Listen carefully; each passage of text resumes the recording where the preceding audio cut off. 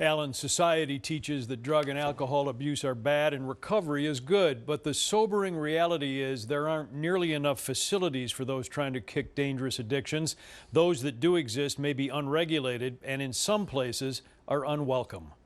I'm not a bad person, I'm a normal human being that just struggles with something. 21-year-old Cormac Burke lives in a new sober home here in West Suburban Hinsdale. A former high school wrestler from Downers Grove, Burke says he never imagined he would become addicted to heroin. He says this home is a lifeline. It feels really good to be here. But this sober home in Hinsdale may not last. My neighbors have told me, oh, it's a great thing that you're doing, but just not here. Nobody wants it in their backyard. Michael Owens says he's been stunned by the reaction to his plans for a sober living residence here. Owens and the home's managers say the desperately needed facility would provide a safe and comfortable place for up to 10 men in recovery, transition into a life free of alcohol and drugs. The village of Hinsdale filed a complaint in DuPage County Court saying the home is in violation of zoning regulations if more than 3 non-family members are residents. Owens fires back with this recently filed federal lawsuit claiming discrimination. He says the residents are protected by the Americans with Disabilities Act and the Fair Housing Act. We just want to be seen as a good neighbor. Contacted by the I-Team, Hinsdale Village President Tom Cawley declined a TV interview, citing the ongoing litigation.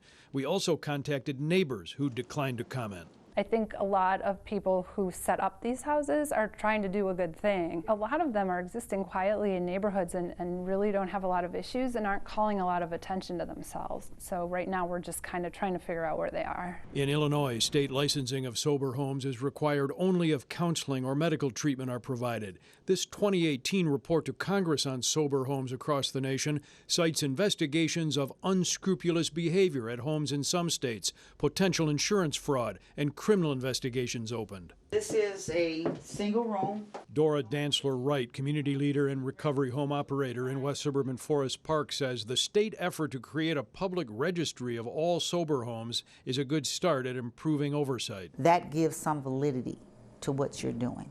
That's not to say that you won't be unprofessional. I hope that there are regulations made, that things are changed. Cindy Urshan says her daughter Amy was fun-loving, talented, and devoted to her family, but she says a cascade of physical injuries and emotional issues led to drug abuse. In 2017, Amy was in a Northwest Suburban sober housing program. I got a call from the Rolling Meadows police, and it was very serious. She probably wasn't going to make it. Her mother says they hadn't been told Amy was being kicked out of the sober living facility. Less than 24 hours later, she OD'd in a motel room. Amy dead at 26 of a heroin overdose. I truly believe one phone call would have saved my daughter's life. Urshan filed this lawsuit against Gill Sober Living and its parent companies for wrongful death, alleging the operator should have contacted her before terminating her daughter's living arrangement. What she wants to do is to prevent the type of conduct that resulted in Amy's death. It was clearly a preventable death. A lawyer representing the company declined to be interviewed. In court filings, the home denies negligence, denies it had permission to contact Amy's family, and has filed a counterclaim alleging contributory negligent conduct by the family that resulted in Amy experiencing a relapse that may have led to her death. Those allegations are denied. She was loved. She still is. She's missed. Whether they want to be licensed or not, the state would like all sober living environments to be accounted for on its new registry. The ABC7 I-Team has created a map of the sites that have registered. You can take a look on our website. This is certainly not the end of this discussion. Hey, if you like that video, be sure to subscribe to our ABC7 Chicago YouTube channel.